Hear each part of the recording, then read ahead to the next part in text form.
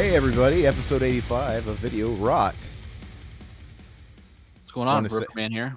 Yeah, it's a new week, and this week we have a fun topic. You know, I threw out a film. I said, "Hey, I never heard of this thing.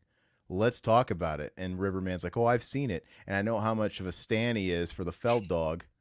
So that's what we're gonna do. It's a gem from I think it was 94, 95. And we're going to talk about A Dangerous Place in a little bit after we get done talking about all the preliminary stuff. But it's very, very interesting. I'm looking forward to actually watching more films from that studio. I guess, you know, they're like a straight to video, straight to TV type of film studio. Real And kind of. we'll talk about that because I definitely dig the style. So yeah, we'll talk about this. Yeah. And in fact, there's one starring Robert Patrick I put in my list right away. I'm like, you know what? Let me look at it. And we'll get into why I put it in my list because of this particular studio. Let me just it's called where the heck is it? I put a lot of Zero Tolerance, dude.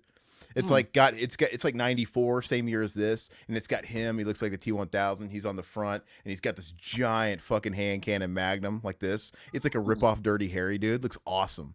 So we'll get it. Is that on Tubi? Okay. I don't know. Maybe they all are, but we'll get into that in a few.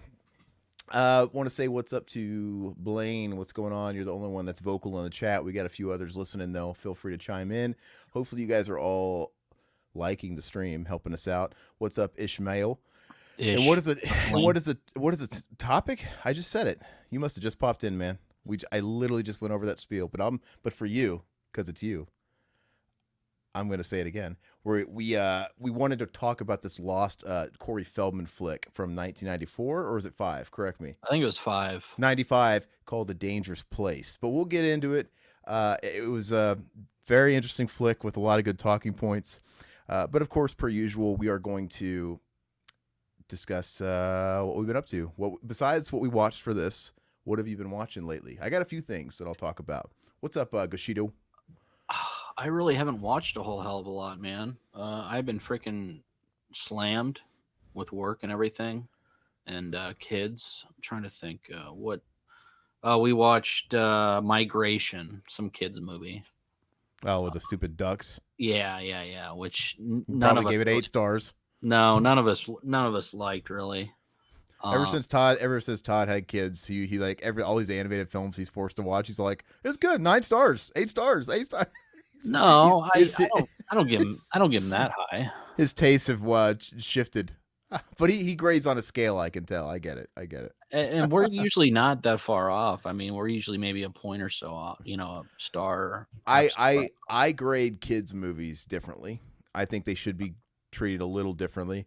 The only reason I watch them is because the demographic for these films are toddlers and women. Because women like these animated movies, man, the Pixar stuff and whatever. And I would say most of them are so formulaic that like the most they're going to get is a 6 for me, usually these days. I go based off of my enjoyment of the film.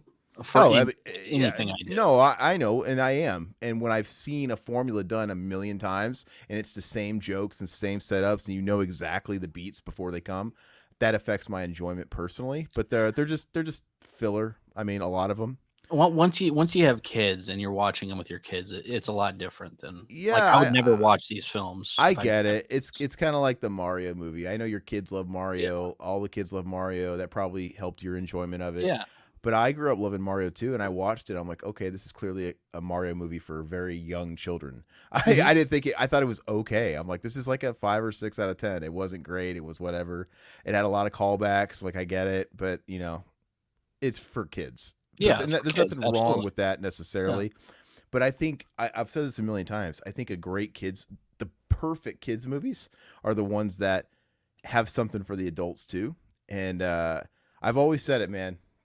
Somebody put me in my place if I talk about it too much. But I think the greatest kids movie of all time. Anybody guess? Anybody know what I'm going to say? I don't know. Toy Story. TMNT 90. I've always thought TMNT 90 is the perfect kids movie because it's literally for kids, but it's got a grittiness that adults can appreciate. It's got themes adults can appreciate, but also themes kids can understand. It's about parental loss, right? The Splinter kidnapped, and it's just it's I see. perfect. That's not really animated. I mean, I would consider like Pee Wee's Big Adventure up there too. I mean, Pee Wee's a great one. Pee Wee's a great one because that, just like Turtles, but especially with Pee Wee, you're essentially watching two different movies depending on your audience. If you're a kid, you're watching one movie, like, oh, look at this silly guy and these silly jokes, and you're laughing at the jokes, the same jokes as Dad is, but Dad's laughing at him for a little bit different reasons. yeah. And those are perfect. Those are absolutely perfect, man. And Ernest Goes to Camp and all the Ernest films. I mean, I wouldn't put Ernest in the same league as Pee Wee, but I think Pee Wee's a little smarter. I I don't think know, man. I put him the same. I like him equally. there's such a layer of subtext to Pee Wee that Ernest doesn't have. I think Ernest Yeah, I is understand that. Yeah. I think Ernest is great. Okay, case in point, Pee Wee's Big Adventure. I get just as much enjoyment as like an example of a joke that is on the surface, like it is just what it is, and a kid and an adult are gonna get the exact same takeaway from it. Is when he's hitching the train with the bum, and he's singing like 99 bottles of beer in the wall, and he keeps going, and just like it shows it'll fade, it'll show the passage of time, and he keeps singing, and Pee Wee's getting more and more worn out, and the song finally comes to a close. And then the old man starts singing again, and Pee Wee just goes, ah! And he jumps off the floor. He jumps off the train. That's just is what it is. But then you have jokes like the hitchhiker who broke out of prison, Mhm. right? And they get pulled over by the cops, and Pee Wee's dressing like a woman, and just trying to evade the cops. Like, hey, we're just a couple on a honeymoon. I'm not wanted from the law. I'm not on the lam. And then there's that little moment where Pee Wee's doing his thing, and you could, the prisoner starts looking him up and down like he's kind of hot. That's a joke for Dad. Like, we get Yeah. it. He's used to those funny boys, and it's hilarious. But anywho, ever see The Wrong Guy with Dave Foley? Blaine I haven't says. seen it. Is it any good? Yeah, I've never seen that either. Grave of the Fireflies. I don't know if that's a kids movie, but I understand what you're saying, where it's going to appeal to kids because it's animated, because it's hand drawn. That's always going to appeal to kids. But that is a very serious movie. Like, I don't know. That's very, very, very sad movie. I keep telling Riverman he needs to watch it. And the next animated movie I would suggest for him to watch, if we ever did a show for it, would be that movie. I'm not really into those anime films. Yeah, that's why I would use it as an episode to force you somehow, because I know you're not going to watch it on your own time. But Grave of the Fireflies, there's nothing kiddie about it. It just happens to be animated. That is a fucking depression porn, World War II movie. But yeah. Anyway, What else? What have you been watching? Yeah, that's pretty much it for me. I've watched a handful. I'm trying to make sure I have. I think, okay, yeah, we already talked about Late Night with the Devil last week, which is fantastic. We recommend that to all you guys. But the newest things I've watched this week, I finally watched the Roadhouse remake. Oh, you did? Me and the lady watched it. Yeah, I gave it a 6 out of 10. I thought it was fun. I thought it was fun. It didn't take itself seriously at all. Like, it basically came from an approach of its self-awareness of the legacy of the original one, because now it's like the original one is seen as like this overly macho movie where it's just balls to the wall. It's so silly how machismo it is, and that's the way this movie is. Like, the dialogue is fucking cheesy, but you can tell it's like a wink and a nudge at how it is, and everybody's so over the top. It's the only thing it has in common with the original movie is Double Deuce. Is that in it? Who? The bar. The name of the bar. No, it's literally called the Roadhouse. Yeah, but Double Deuce is what it was in the original Roadhouse movie. Yeah, but I'm saying the only thing they have in common is it has a Roadhouse bar in it. Oh, okay. A joke in this is that it's just called the Roadhouse. Whatever. I'm just saying that's the only thing they have in common.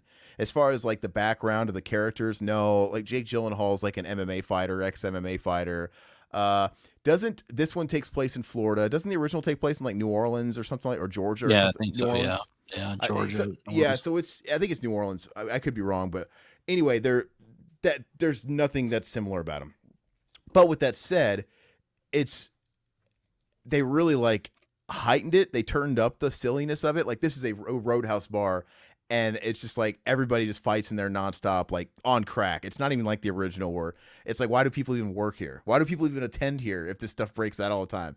And it's so bad to where they have to hire this guy, and it's just good time. I mean, it's fun. I mean, you're not gonna like write a novel when you're done watching it. You're not gonna be inspired, but it's fun action, beat 'em up, and Conor McGregor is so funny in it, dude. Like Hmm.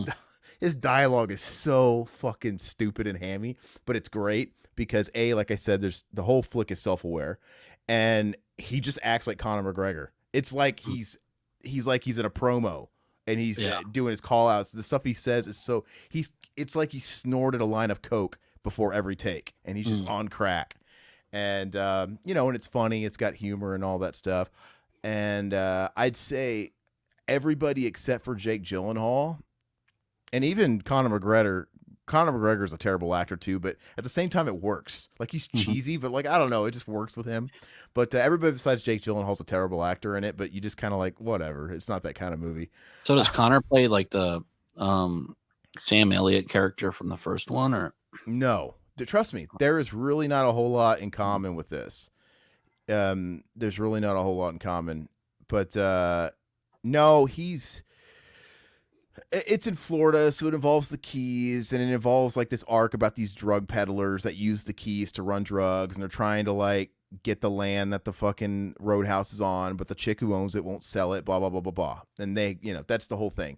And one of these side guys that comes to take care of business that works for one of these mobsters is Conor McGregor. He's kind of like a side guy to like these bad guys. It's a fun movie though. It's a good flick to watch with the lady. You know what I mean? Yeah, I'll watch it. I was interested, and I just never got around to watching. I mean, I love the first one. Um, It, it's did your mom watch this one? I don't know. Because I know she was a big fan of the first one. But I think she did because when we went to go watch it, it said resume or like start over.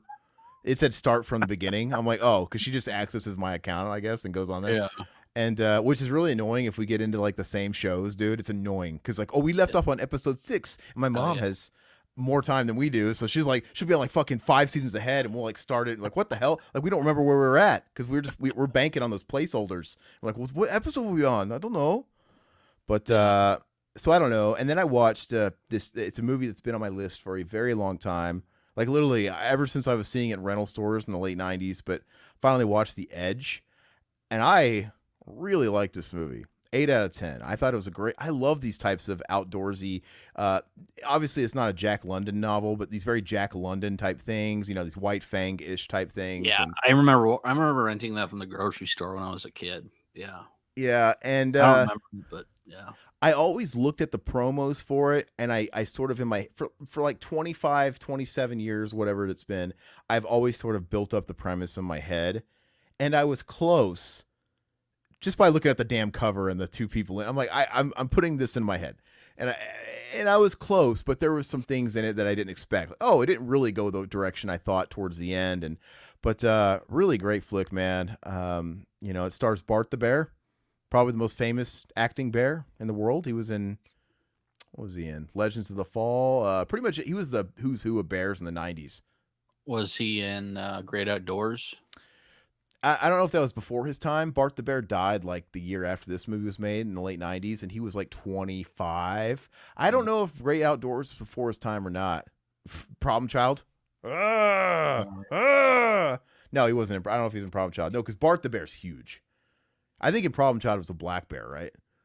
I think it was a black bear. Bart the Bear's huge, dude. This giant thing, and I love it because it just kind of goes to show you the difference between somebody that's a very casual viewer and somebody that really breaks open a movie. But my wife, uh, I don't remember. I'm going to paraphrase. I don't remember what she said, but I remember making a comment early in the flick when they're flying the helicopter and you're seeing the skyline, you're seeing the mountains, and I'm like, man, I keep telling her, I'm like, this is why I like these. I like movies that are like pre 2000, especially because it's real, man. Because nowadays all that CGI. Oh yeah, yeah. It's like even in shows I love. Like we watched Shogun, great series on Hulu. I really recommend it. But you see all this beautiful like Japanese countryside, and it's all like Now it's good CGI. It's come a long way to where it's just become the standard. Where like most people aren't going to notice it, but it's like when they do. I saw the technology when they were doing like a behind the making, or sorry, like a making of like Mandalorian, and it's like this giant like sphere they're in, Yeah. right? And they're on this sound stage that's a sphere, and the whole sphere lights up, and it's like and it looks 3D. It looks like it's got depth, and it's all fake. Yeah, And that's yeah.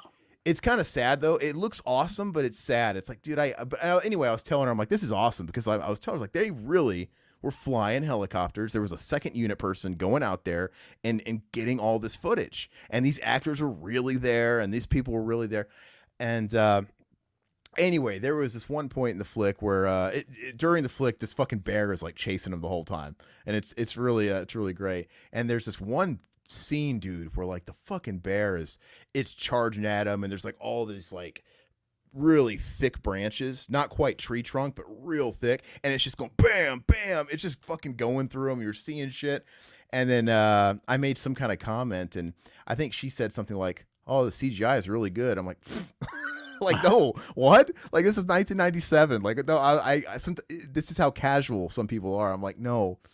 They really fucking used the real bear, probably a mix of animatronics in certain places, but this is the fucking real bear. Let's give the bear some credit. This is not that new Predator movie where they just CGI'd the Predator. Like, this is a real bear. They're getting to do this. Or I think in the Predator movie they had a CGI bear. That new one on Hulu, like where. Yeah, the newest Predator movie that takes place like in the Native American days and stuff like that. There's a scene where there's a big old bear, and there's the Indian girl and a giant bear, and there's the Predator, and the bear is like, I think the bear is like attacking the Predator, and it's a CGI bear. And honestly, it doesn't look great.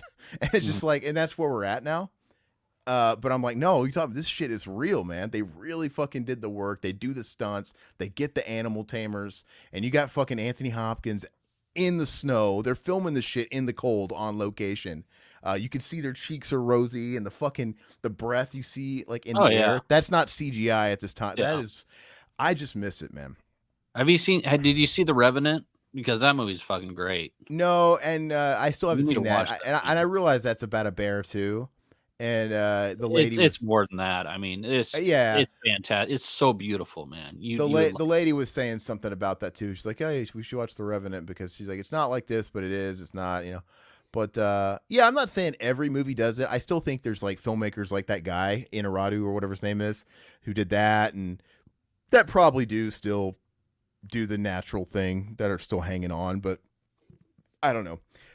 Golden Compass CGI bear, the first CGI bear, by the way. Whoa, I don't know. Bear grapes a dude in that? What? JK. In The Revenant? Yeah. Oh! You just give me a spoiler, dude? Well, that's what they say, but I didn't see any of that, but I don't know. He said JK. Don't give me no spoilers, dude. I want to see that, you know. Geezer Doctor Forever. Neither one of those bears can beat Cocaine Bear, which I'm sure was all CGI. Did they even use a real bear at all for Cocaine Bear? I don't know. I never saw Cocaine Bear. I get it. It's just so much easier to, for the same reason why they did all that CGI in Alien Covenant. It's like, oh, but now we could show an alien jumping on the front of the cockpit on the outside of the ship and banging his head on the window. We could do all these things you can't do with animatronics. I'm like, yeah, I get it, but don't. But don't. Like, it's just stupid. Somebody mentioned Grizzly Man. That is a great documentary. It's fantastic. Yeah, I've seen Grizzly Man. That's sad, too. That guy is out of his fucking mind. He's absolutely crazy to think he was above nature. Yeah. Yeah. Birdman is amazing, too. Same director. Yeah, I saw Birdman. I liked it. I don't think I saw Birdman. It was the Keats' big comeback at the time. Michael Keaton, right? The Singers in Jabba's Palace, and they spit in it. Okay. Well, what else have I watched? Oh, I watched the Jerry Seinfeld Unfrosted on Netflix. How was it? Fucking terrible. It's terrible, really? Dude. I just, it must just be a vanity project. Like, he's just clearly entertaining himself because, and I get it. He's been doing a lot of press because this movie's out. Like, he's been doing, you don't ever see Jerry really doing a lot of press. He did Bill Maher, I think, recently. Yeah. He's doing all of them. But you don't really see him doing anything. But he was on Bill Maher. I watched that. He's on all of them, dude. He's making the rounds, and I've been watching all of them. And he's Jerry. He's got that attitude of like, what if people don't like it? I don't care. I don't care. Yeah. And I get it. And I watched it, and it's pretty terrible. But there's some people like I don't know, man. Like when I look online, like other like sources, Reddits and comments on like outlets posting about it and stuff like that, people are ripping it apart. But then like when I notice Jerry Seinfeld posting about it, everybody's kissing its ass, and I'm like, is there really people that like this, and why are they just here? Yeah. Because it's like I love Jerry Seinfeld, but it's just not funny. It's just and it's I don't know, and it's just it's loaded. It's overly loaded with cameos, and they're not even like I don't like Melissa McCarthy. She's in it. I don't like what's her face, the Miss Piggy. What's her name? Miss Piggy. Oh, Miss Piggy. God. Yeah, Come on, I know guys. you're talking about the Miss Piggy. actress. She's in that John Cena movie, the comedy. Miss Piggy. Come on, guys. It's sad that I have to call her Miss Piggy. The blonde, the fat blonde that had a minute of fame. What's the name of the movie? I'll look her up. I don't fucking know. I don't like her. She was in that movie. Like Melissa McCarthy. I'm talking about the other fat bitch. I know you're talking about the comedian. Geezer. Yeah. Geezer's talking about Melissa McCarthy. Yeah, I already got Melissa McCarthy. Gosh, what is Amy her name? Schumer. Amy Schumer. She's terrible. She's the main. horrible. Melissa McCarthy's the main character. Amy Schumer's like kind of like the main antagonist, and it's just not good. It's stupid. On paper, I guess like it seems like the kind of idea that a bunch of friends got stoned around a table and pitched and like, yeah, that'd be amazing. Let's do it. Like, let's tell this kind of farce telling of the Pop-Tarts because it's not real. They're treating the Pop-Tarts. It's Post and Kellogg's treating the race to put out the first breakfast pastry. Okay, I watched the trailer. I know you're talking. It's like it's the moon landing. Like they're really like they talk to the president. It's almost like crazy stuff. Like it's super serious and it's that looks stupid. It's really dumb. But I almost topped Lizzo. Geezer said, "No, the other fat bitch. No, the other." I did watch the Tom Brady roast, which is pretty fucking hilarious. I just watched clips. I just watched the clips, and I showed you that picture where Tony Hinchcliffe got that huge bump from it.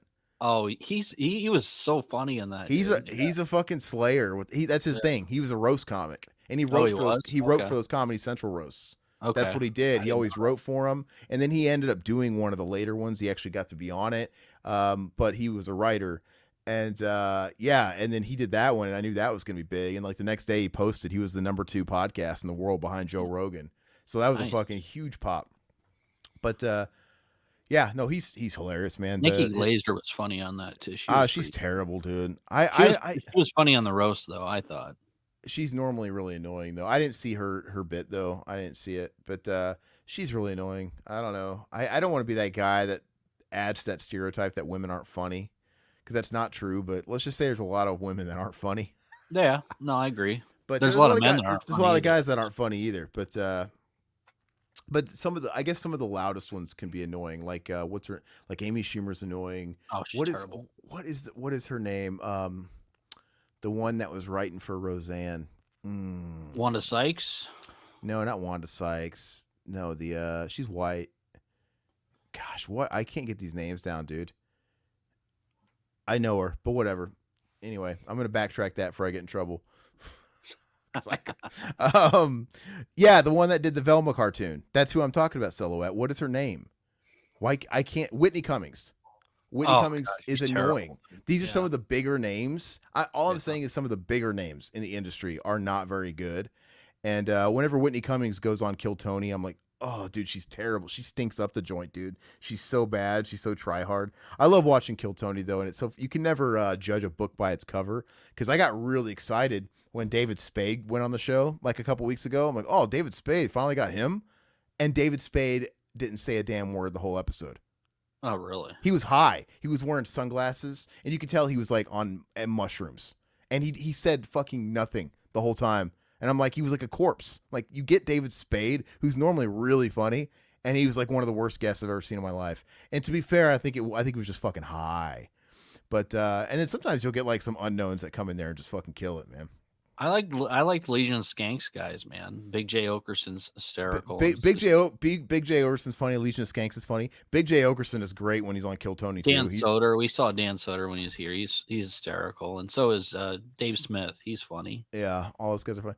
Roseanne, I think Roseanne Barr's funny. Silhouette. She's funny, dude. She's lost her mind, but she's Look, funny. Aside from her losing her mind, with anybody like I think that, she's stoned all the time. Man. she's stoned. She's always medicated. Yeah. I think a lot of stuff that Roseanne says is coming from a place of truth, but I also think a lot of it's batshit crazy, and you got to find that in between. Sometimes she goes a little too far, but she's so funny, dude. I don't care. I love how she just says whatever she wants, man, which I think technically is what comedy is. And and it's funny when she starts rambling, going off on this like tirade. And I think it's great. Who opened for Dan Soder? God, I don't remember. It's just a small club here. Probably a local. Probably didn't have a touring. Maybe had a local coming. Yeah. I can't remember, but I mean, he was funny. I mean, he wasn't great, but he was pretty funny. Geezer Lisa Lampanelli got old in 2 seconds. Like her whole shtick, she's super vulgar. She had the whole shtick about her fucking black guys, and she's real ugly, and that gets old. It got really old really fast. Joan Rivers voiced the grandma aunt in Bug's Life, right? I don't recall. I don't watch kids movies. Talk to our correspondent here, Riverman. I'm just kidding. I've seen Bug's Life, but I don't remember. Yeah, or am I thinking of a different old woman? Could be. They're all the same. Hey, I think earlier, Silhouette, you asked me about, I don't know where the message is. Did you ask me about the X-Men, the new episode? I watched last week's. Didn't the new episode come out yesterday? I haven't seen it yet, but I'm so excited. I'm loving that show so much. I'm going to be very sad when it ends the season. You know what? Oh, sorry. Go ahead. Well, I was going to say I totally glossed over these comments as they were going. When we were talking about Seinfeld, Silhouette pointed out the controversy people are trying to like drum up now that he's in the press again for this movie, the whole 17-year-old, which is weird, because he was like, this is mid to late Seinfeld, in the middle of Seinfeld's run, so he was on top of the world, and he dumped her, I think, at the very end when it ended, but yeah, like in 94 or something like that, he was like a 38-year-old guy picking up a 17-year-old in high school, going to her high school and picking her up and dating her. And that's it's got balls. I'll tell him that, you can only do that if you're Jerry Seinfeld. That's what I think. I think you're only getting a pass from the parents if you're Jerry Seinfeld. But that's pretty, is what it is, I guess. No, I was thinking we should do like a top like 7 or something, like favorite comedians, and go back and forth and that'd be talk about them. Yeah, why don't we do that next week? We'll just kind of come up with and I don't even want to think about it too hard. I'll just think of like a group that you love and try and think of we don't have to rank them, but just maybe come up with a list of But I could riff off the top of my head, but I'll save it. Yeah. I got a bunch too. Adam Sandler's S tier in your dreams, buddy. We do a tier list, dude. Yeah. An Adam Sandler tier list, dude, that would be rough. Oh. And then, we watched the movie that we're going to talk about here in a minute. I wanted to say, let me see. I took some notes about news. One news bit I wanted to bring up is Warner Brothers Region B announced Nightmare on Elm Street Steelbook 4K. I don't know too much about the contents. They don't have a cover. They haven't.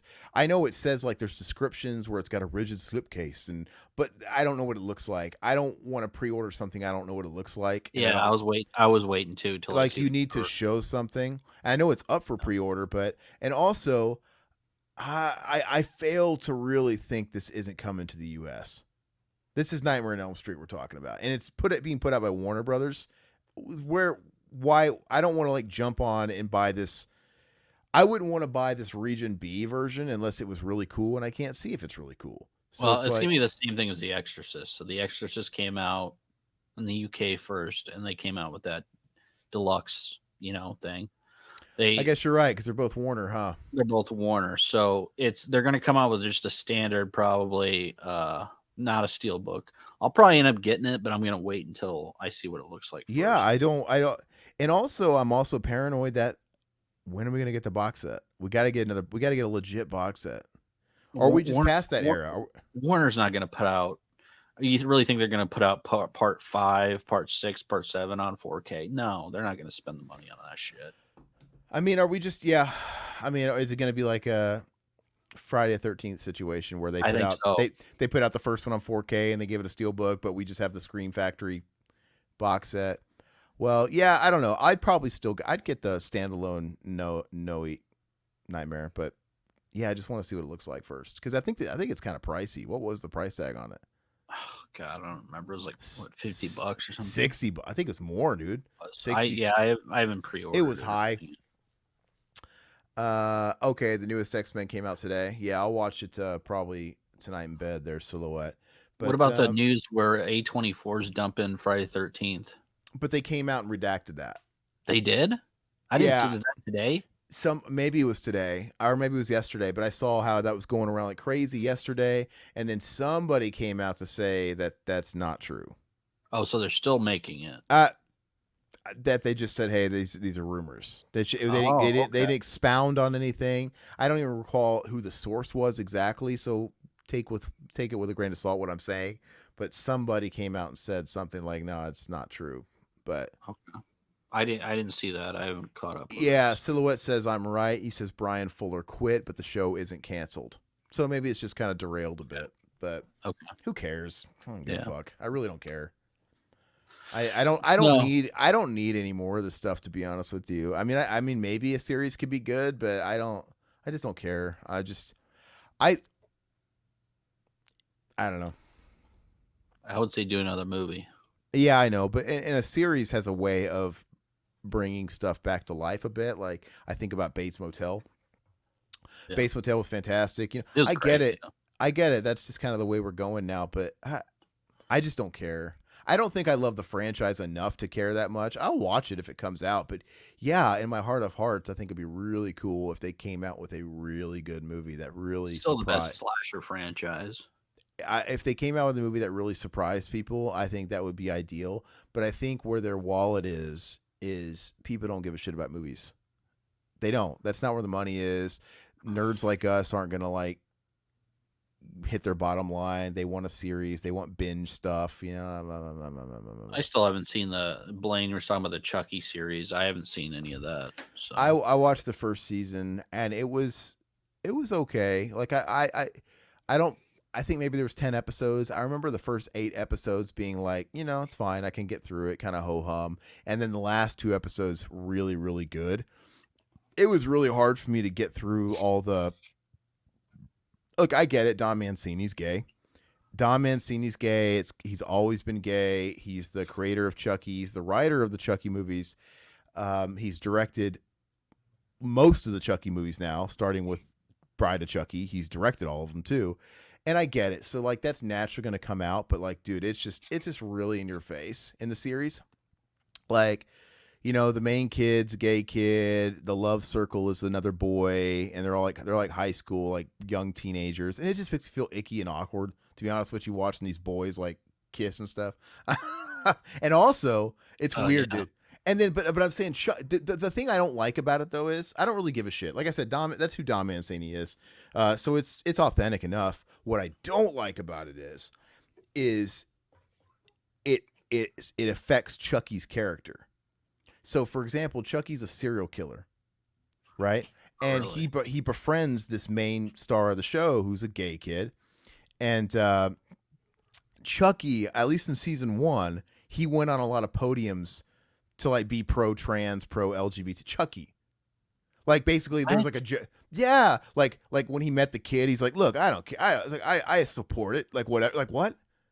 Okay, whatever. Shoehorn all that shit in there. But anyway, there was a whole point. I don't remember what it was. There's a scene at a school, and I think Chucky said something about it was a point of contention about the sexuality, and Chucky was like, no, he didn't care about that. I'm not some kind of monster. He's just trying to kill people. I'm not some kind of monster. He's like, come on, dude. When it's affecting Chucky is a killer, and mind you, Chucky's a killer from 40, 50 years ago. Yeah. Whatever. That's fucking stupid. I think you can maybe have both yeah, Silhouette. Chucky's a killer, but I'm not a bigot. Like I'll kill. SJW Chucky Blaine. Yeah, that's right. Yeah, so yeah, Silhouette quoted it. He said, "I may kill people, but I'm not a bigot," Oh my God. which is a funny line. But it's just like I don't know. It just I think you could have what he's doing there with the characters and the atmosphere because, like, look, gay people exist. Yeah. But like, I don't know if it should affect. I think it'd be more funny and more realistic if Chucky didn't give a fuck and he was kind of a foul mouth fucker.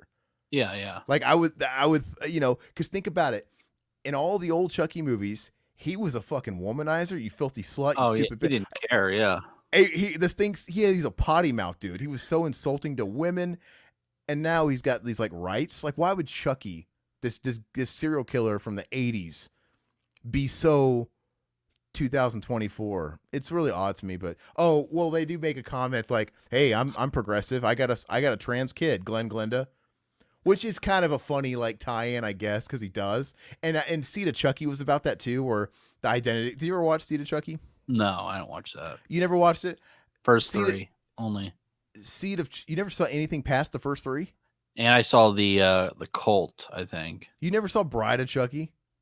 No, I never saw Bride. No. You're on Bride of Chucky's great. I love Bride of Chucky. I can't stand what's her face. Jennifer Tilly. Jennifer Tilly is But Bride of Chucky is I like Bride of Chucky. Anyway, Seed of Chucky is funny, and it's got John Waters in it, and you know they at the end of Bride of Chucky they have a baby, and the baby comes out like a doll. You know, it's playing with the notion of like, how does this work if they're humans but they have these dolls and they're slowly becoming human when they stay in the dolls? What does their baby look like?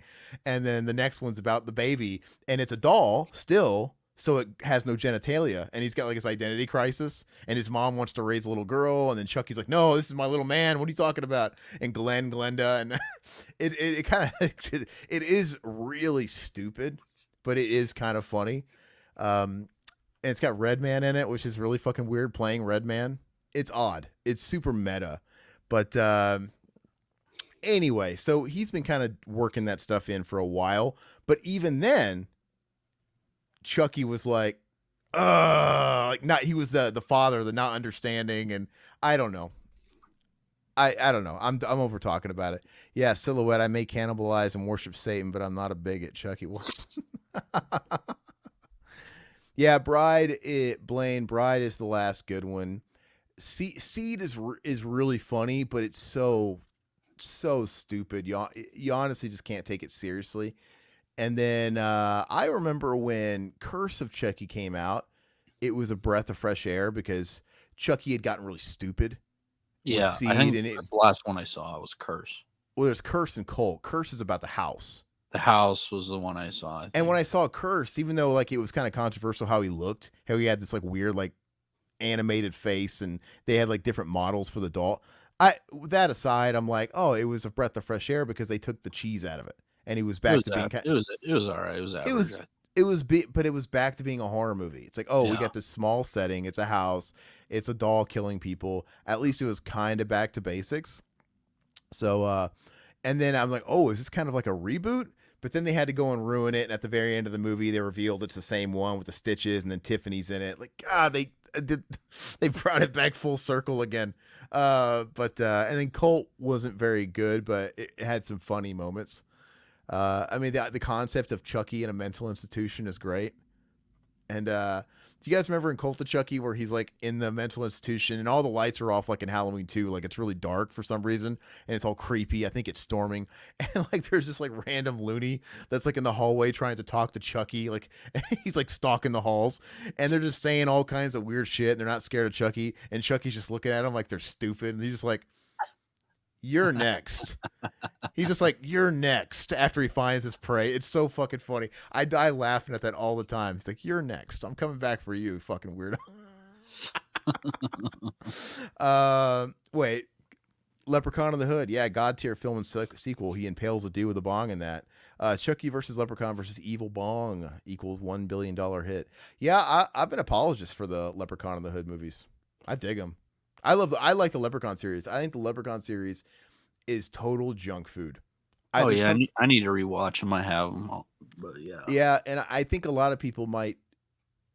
assume the first one's the best, but I don't think the first one's the best one.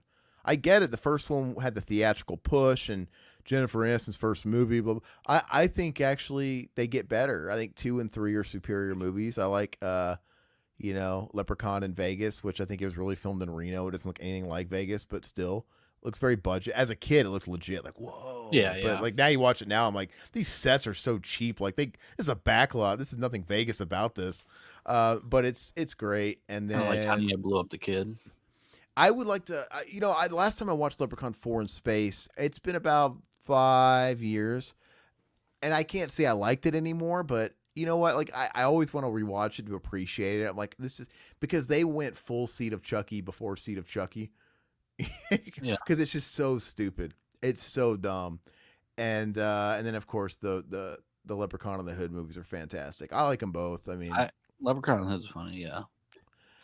Leprechaun in the Hood is technically a better story.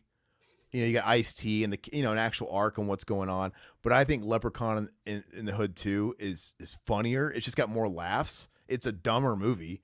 It makes less sense than the first one, but it's just more laughs per second, which is really funny. But anyway, I digress. Well, any other news? Anything you guys want us to talk about that we missed out on by chance before we get into? Oh, Todd's got segments this week. Yep. Leprechaun in the Hood 2 is funny. It's hilarious, man. And I think the franchise is done, unfortunately, but because they remade it with Hornswoggle, terrible. Man. And then they made another one, Leprechaun Returns, where they tried to kind of capture the Warwick energy again. And they got like a bootleg Warwick Davis. And that, I don't think I ever really watched that one, or I tried to or something. I don't know. I don't remember it. And it's too bad because Warwick Davis still moving around, still doing his thing. I could see where he could play the Leprechaun still. I wish they would just come back with a new one, dude. I'd be all about it. But let's go ahead and get into our segments. It's Todd's turn to host Name That Kino. Yep. Let's see how he treats me after I treated him last week. I eased him in last week. Let's see what he does. Twisters? I don't want to see Twisters, dude. Looks terrible. I don't want to see anything with Glenn Powell in it. I'm so tired of that guy, dude. I'm tired of him. He sucks. Can't explain it. You can't predict it. I mean, if they were trying to match Bill Paxton's kind of hammy acting energy, I guess they nailed it. There's so many good one-liners in Twister. I love Twister. I remember seeing it in theaters, man. I loved it. And Twisters is like one of the rare times, if not the only time, where they were really pushing Bill Paxton in a big blockbuster movie as a leading man, right? Can you think of any other movies? Or was he always like support? Always support. Was it Frailty? I mean, he came out with some movies. Yeah, but he's still kind of... Is he supporting that, or is he kind of... He's really carrying it. Yeah, I'll give him that. But you also have Matthew McConaughey in that. You have the kid. The kid's really pulling a lot of the weight in that. Yeah, I'd say that's pretty close, but not too often where you saw him as like a lead. Yeah. And I still don't know if he's like a leading man, but I love Bill Paxton. Great side guy. All right. All right, Aaron, Name That Kino. Turn your comments off. Oh, yeah, let me turn it off. Sorry. Going out of business. Feel free to guess in the chat, guys. Going out of business. I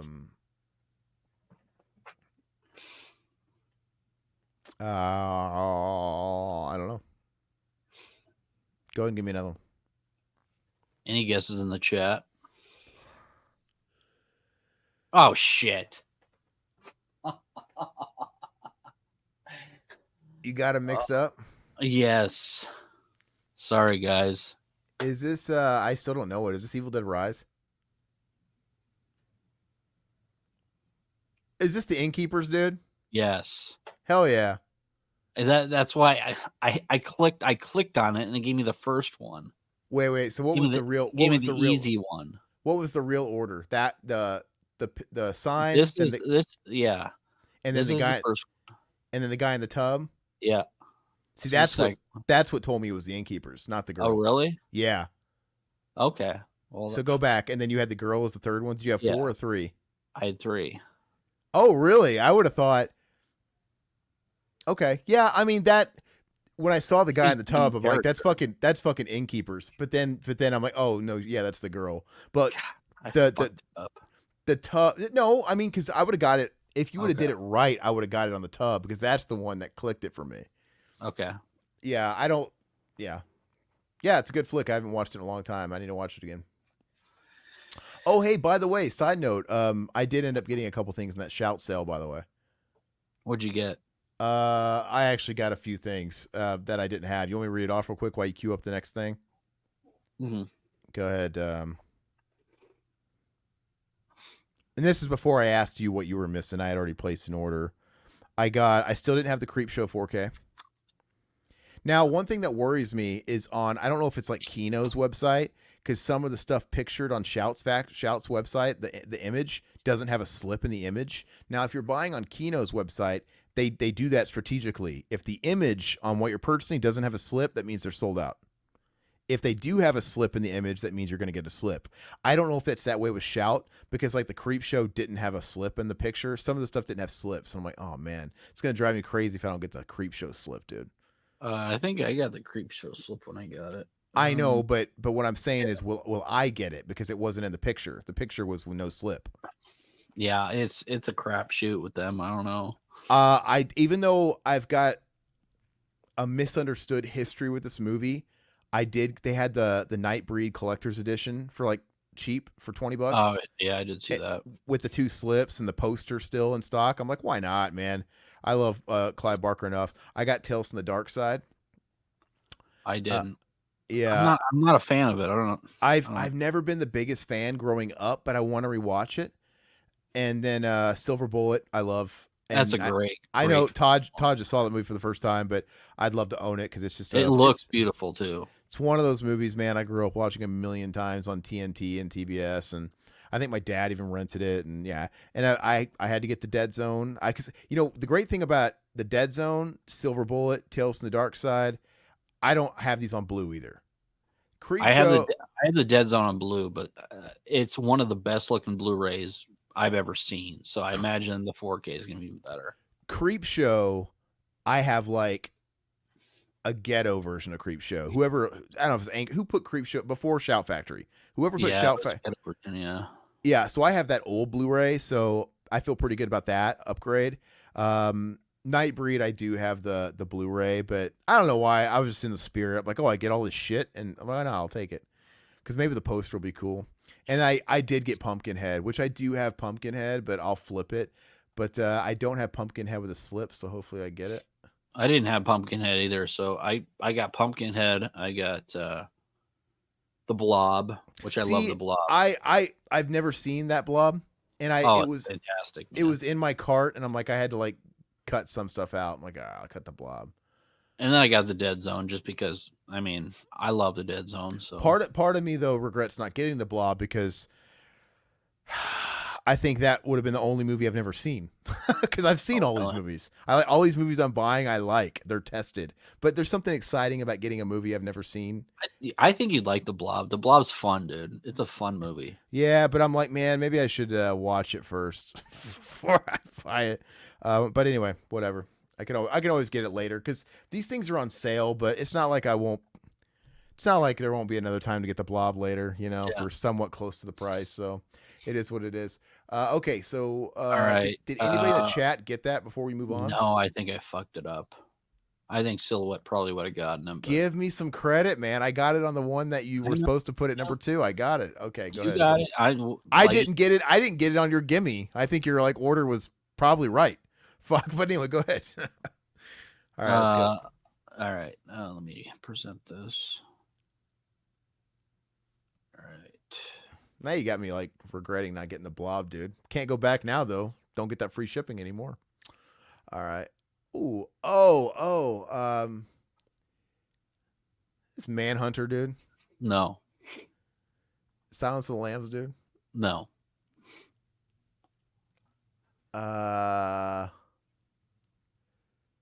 Halloween 4. No. No, Silhouette's not that. Good guess. Letters from Death Row, starring Bret Michaels and directed by Charlie Sheen. No. There is a movie that Bret Michaels directed that starred Charlie Sheen back in the 90s in his low period. To watch that. And Bret Michaels played a guy on death row writing letters to Charlie Sheen. He's got like a shaved head. Like he's like a badass. Good guesses, but no. Silhouette. Yeah. Mm, I don't know where this is coming from, but Wishmaster, Nope. Wishmaster 2. Okay. I don't. Gushy got it. Gushy got it. Well, Gushy's a smart computer. Of course, Gushy's gonna Did get it. he? Yeah. Gushy got it. Gushy, what's the percentage I'm gonna get it? Is there a 98% chance I'm gonna fail? Gushy got on the first one. Then he gets the Zig, second one, but yeah, he's got the collaborate first. with Ziggy. Tell me. All right. Yeah. Go ahead. And move on. I'm not recognizing the body frame with that head. Silhouette's never seen it. He said Okay. Okay. Oh wait, is it like Henry Portrait of a Serial Killer 2? no. Okay, which I've never seen. Are you sure I've seen this? Yeah. Okay. Then I just need another hint then. Okay. Did you get them right this time? Did you order them? Yeah. Here's the second one. I was trying to look at that reflection in the mirror. Oh, okay. Zoom in on this. Zoom in on this. Gosh. Well, I got excited because I saw a prison. And I'm like, oh, but then I remember there's a bunch of prison movies, and these aren't necessarily sticking out to me. I have to really put it together. So these are younger. This is almost like a juvenile thing because these are like kids, dude. They don't look like adults at all. Look at that, like Great Hambino on the far right there. It's a kid. As soon as I saw the people in like prison, I thought of Cadence, but this is not Cadence with Charlie Sheen. No. Uh, oh gosh, dude, I don't recognize these people. Because I thought that guy in the middle was Charlie Sheen. Look at that Charlie Sheen hair. I'm like, oh, it's Cadence. It does look like Sheen. I have another one, medium one for you, so you won't. I just all the main prison movies I think about. I'm going through all the prison movies and it doesn't fit. So I don't know if this is like central to the prison or if it's just like part of the film. Kind of like how. But the first shot you showed me was a cell. Mm-hmm. Give me one more medium. If you got one more medium, give it to me. Yeah, I'll give you this next one too. So, all right, just go ahead and give it to me, dude. Not ringing a bell. Wow. My memory must be shot if I've seen this. And you said did somebody get this one? You said, yeah, Gushy got it on the first try. Is this Blood In, Blood Out or something? No. Which, by the way, is streaming for the very first time, and I'm finally going to watch that movie. I've never seen either. Huge in Latin culture, dude. People that are of Latin descent worship Blood In, Blood Out. It is an entire thing, and I've always wanted to watch it. I think it's like 3.5 hours long, but it's never been streaming ever. And now it's they like worship this one too. They worship this one too. American Me. You got it. Yep. It's the same movie. They're the same movie. Yep. American Me and Blood In, Blood Out are telling the same stories, except Blood In and Blood Out, from what I've read, they changed the names. Mm-hmm. So they didn't have the controversy that American Me did, where, they had people attacking them and, getting violent with them. So I should have guessed American Me earlier. I've only seen American Me one time, but I kept going through all of like the movies I've seen a million times. But that by process of elimination, I should have said American Me first because it looked like it was in the past. I'm like, this looks older. And you know what? Totally. The guy in the prison, the dark hair, Edward James Olmos. Now it makes sense. That was the first shot with him and his back turned. How many? I will say that these are flashbacks. Yeah, I will say exactly. And I was on the right track where it's like this is not principal to the film because it's flashbacks or whatever. Yeah, and that's why I don't recognize these because it's them when they were younger. But how many times have you watched this movie? I've seen it once. I really liked it. I thought it was great. It's a good movie. I don't think it's an amazing movie. I think I don't know which one. It doesn't have the esteem that Blood In, Blood Out does within the community, and I don't know why that is. Batos Locos. It's like a whole culture. And Danny Trejo, I think it's like one of his first movies. But I'm gonna watch that soon, and I'll be the judge on which one I think's better. This movie with Edward James Olmos is fantastic. He's so good. He's really good in this movie. He's really, and it's kind of uncomfortable in places, right? Yeah. Like at first when he's kind of like in that boys' home and there's that guy raping people. and I think he doesn't he kill his first guy, the guy that's trying to rape him or does rape him or something like that. If I remember right, yeah. I It's think been he a might. while since I've seen it. I think he actually gets him once, and the second time he kills him or something, kills him in his sleep, and then like he grows up in the system, and he knows nothing else. And when he gets out in the future, he's like kind of got that relationship, and he doesn't really know what real love is. He's like trying to sodomize his woman or whatever.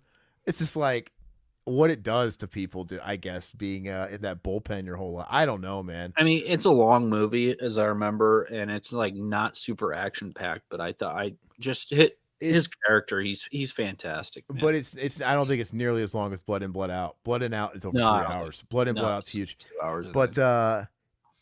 anyway, so I remember when I watched this, I had some like eyebrow raising moments where I'm like, huh? But then when I actually read about the story, it was accurate because when I saw what is his name? William Forsythe. I'm like, why is this white guy acting like a Yeah, cholo? Like I know, right? this casting's terrible. And why is Shang Tsung in this cholo gang?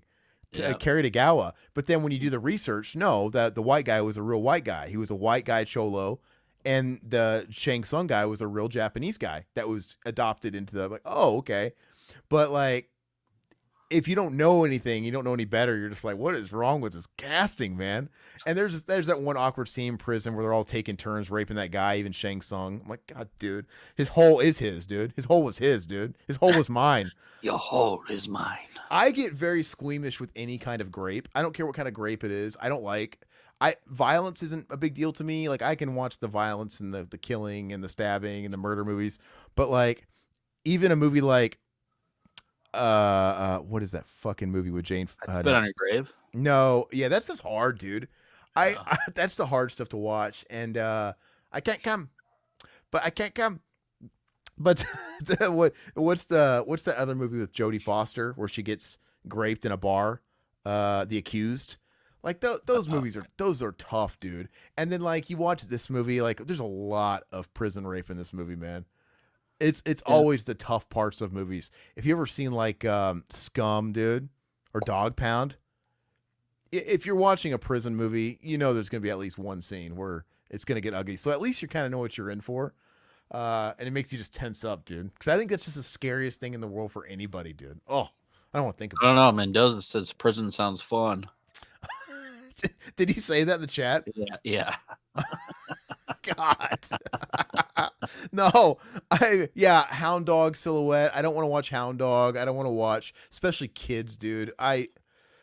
That stuff is super, super, super, super hard to watch. Yeah, And, I can't watch kids, man. That's yeah, Hound Dog. It's famous because Dakota Fanning gets by an adult, whatever, in a shed or whatever. I watched kids when I was a kid, dude, and I was pretty.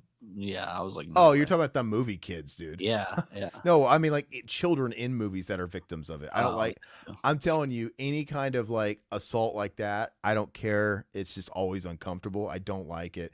And then that's the thing about those exploitation films, those roughy type films, man. And I get it. By nature, they're exploitation films, right? It's in the name. It's okay if it's in a movie and it's part of the story, but those types of flicks, they like linger on that for way longer than they have to tell the story. And that's the whole nature of it being exploitation, but that's why it's so uncomfortable, man. Like I don't think you just like normal sex scenes. I don't think you really just the pan away is fine. Show the light turning off and them in bed and the pan away next scene. We don't have to watch Van Damme's ass and the gratuitous slow motion sex scene with the music playing. We don't have to watch Well, it was Van Damme. I mean, that's we don't cool. have to watch Kyle Reese and Sarah Connor with the slow Kenny G Terminator theme rendition. And him pumping and thrusting. It's a bit That's a pretty good scene, man. but it's a bit like gratuitous. So when they do that with assault scenes, like, dude, I get it. They're aiming to make you uncomfortable, and I'm like, look, I get it. I'm already horrified. I don't need it. What? Hold on. Silhouette says, I hate censorship. If people don't like it, don't watch it. It's not real. Haha. It has nothing to do with censorship. I'm not saying they shouldn't be allowed to make it. I'm just judging it. I'm critiquing it from an artistic standpoint. I'm not saying they shouldn't be allowed. Dude, look, they made a Serbian film. Good for them. I'm not saying they shouldn't have been allowed to make it, and I won't watch it. I've seen it, but I won't watch it anymore. And I would I think never. Gushy's right on this. Van Damme puts it in his contract. He 100% does, and he has final pass at the script too. I know he does, because it's like, dude, you look at the script, you know he gets it handed to him, and you know he ad libs like, how about this is where they both come on to me, and they say, oh my god, you have a huge cock, or like, oh my god, you're so beautiful, I want to fuck you, or like, oh, we wanted to thank you, you're welcome. And how about here I say, you're next, Pie. or I say, you're next while I'm thrusting. Yeah, that stuff's funny, but oh my gosh, dude, it's so funny. You know, I felt vindicated in my opinion on this because I've always loved Showdown in Little Tokyo. I've always loved it. And I've always talked about the awkward dialogue, especially with Brandon Lee, where he had to say, you have the biggest cock I've ever seen on a man. And he goes, thanks, in the middle of a shootout because he got out of the tub with Tia Carrere. And it was like, what man says this? Especially in the middle of a gunfight. Why? Even if it was like in the middle of cornflakes, breakfast the next morning, if Todd had the biggest hog I've ever seen in my life, I'm not going to bring that up at breakfast. And I'm not going to say it like that. That's what makes it so great, man. But yeah, it's true. But it's so anyway. That came up. That line came up in a podcast. Robert Patrick was on that Michael Rosenbaum podcast. No, Ernie Hudson. No, my bad. I'm getting it all mixed up. Ernie Hudson has been doing the rounds because he was in that new Ghostbusters movie. Yeah, so he's been doing all the press, whatever. I don't give a shit to see that. But anyway, he was getting asked about The Crow. And he was asked about Brandon Lee, and he's like, you know, I still can't watch The Crow. He's like, that was really tough. And he's like, I know they're remaking it, but, you know, to me, Brandon Lee's The Crow. And, you know, he was talking about all stuff. And he's like, you know, and I think, and they were asking, like, you know, what do you think what could have been? And he's like, you know, he's like, he had done a couple of flicks at that point, but I think he was so good in The Crow. He was going to be huge. And he was cut short. And and Ernie Hudson's saying, you know, I know he did 2 movies, and one of those movies was like Showdown in Little Tokyo with Dolph Lundgren. And I remember him doing the movie, and he even saying, it's like, God, they make me to say this line about biggest dick on a man, and he was saying that in their own like talking. He's like, Brandon Lee acknowledged that line, like, God, they made me say that, and I'm like, yes. At least he didn't approve of it, like, because it's such a standout line. Like, I can't be the only person that picks out that line. The fact that Brandon Lee was like, "Oh yeah, it's so embarrassing. I had to compliment Dolph Lundgren's dick." I think it's a great line, man.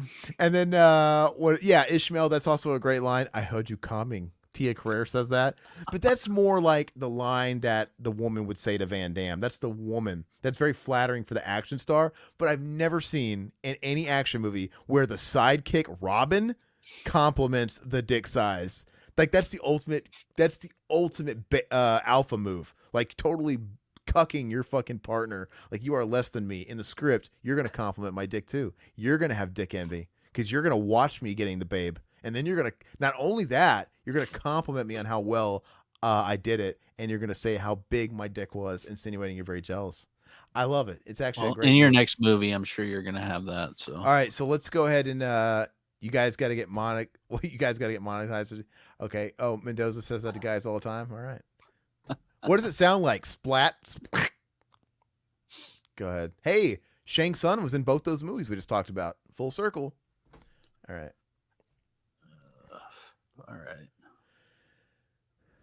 All right. Close your chat. It's closed. I'm ready to go. All right. TMNT 2. No, it's not. But it looks like that apartment, doesn't it? Is this the fucking movie we just watched? This looks like their kitchen in their house. No. The moms. It looks like it. Scream? No. It's not. I know it's not Scream. I'm just trying to call out movies that look, because it looks very 90s. The Boombox gives that away. Late 90s. No, maybe. Silhouette. No. Right era.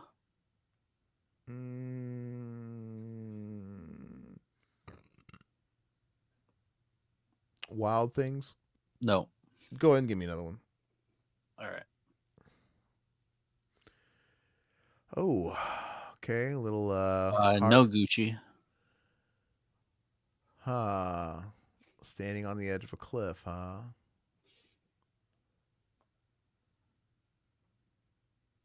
No silhouette.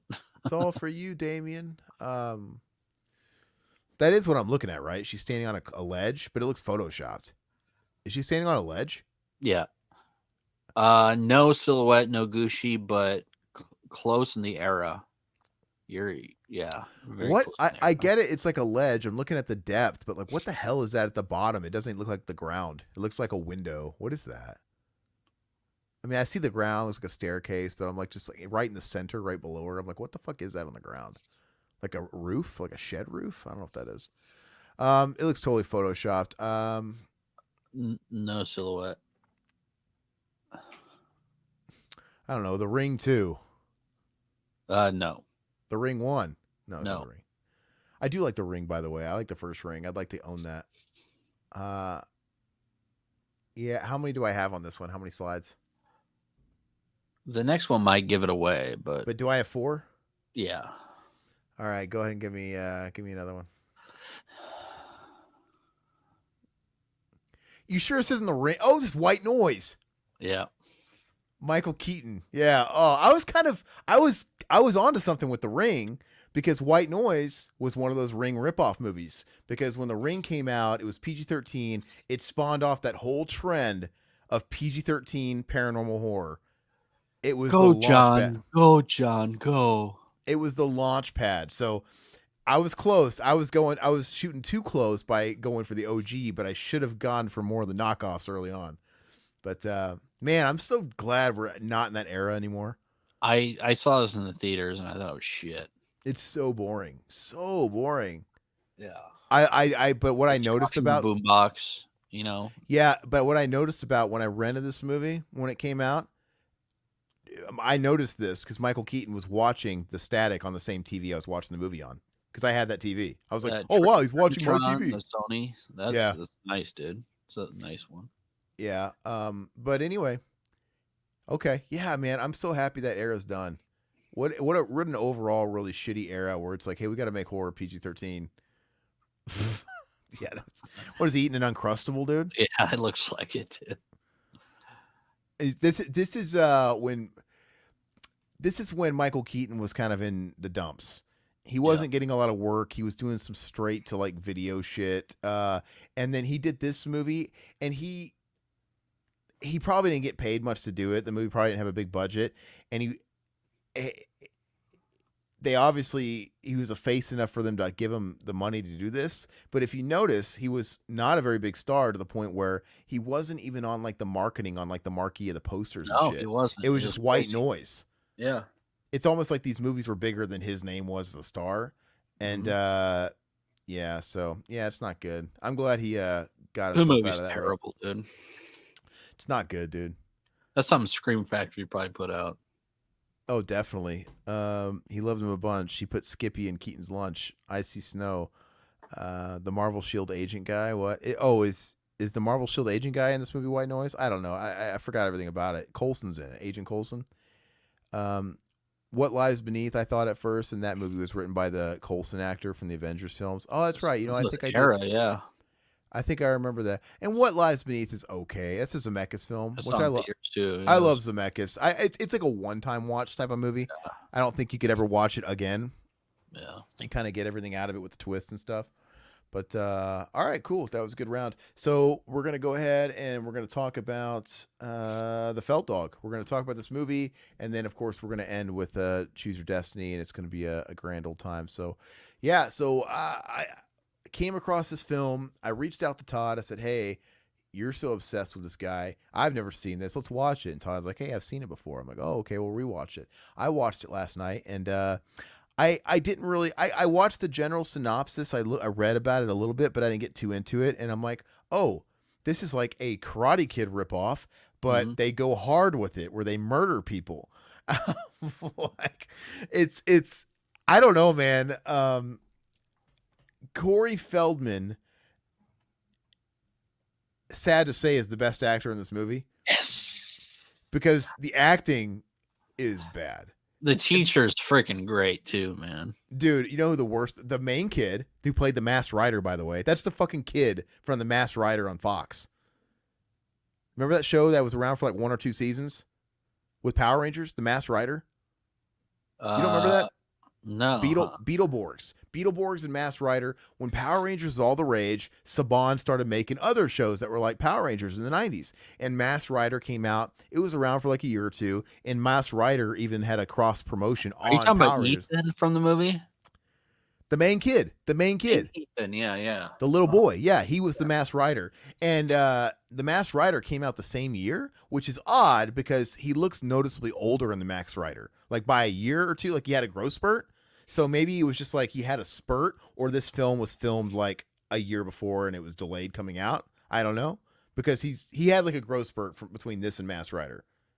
But regardless, it's about a kid, and him and his older brother basically get trained by Miyagi-Do, the dojo of light, Mr. Did, Miyagi. did you recognize who that is? Sensei?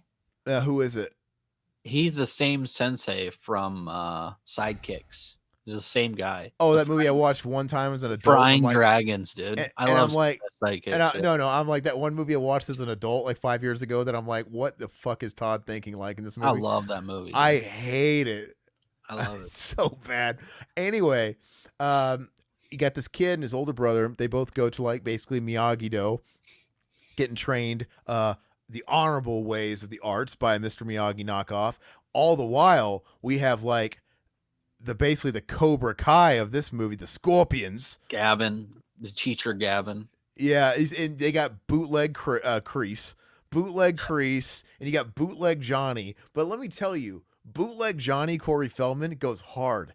They go way harder than the fucking because everybody's always made the argument that in the Karate Kid, Dan LaRusso's the bad guy, like is Cobra Kai, is Johnny really the bad? Everybody, dude, there's no questioning it. Feldman's the bad guy. Dude, the movie starts off with them doing a heist at a car dealership, which by the way, this movie has so much lazy writing. I love it.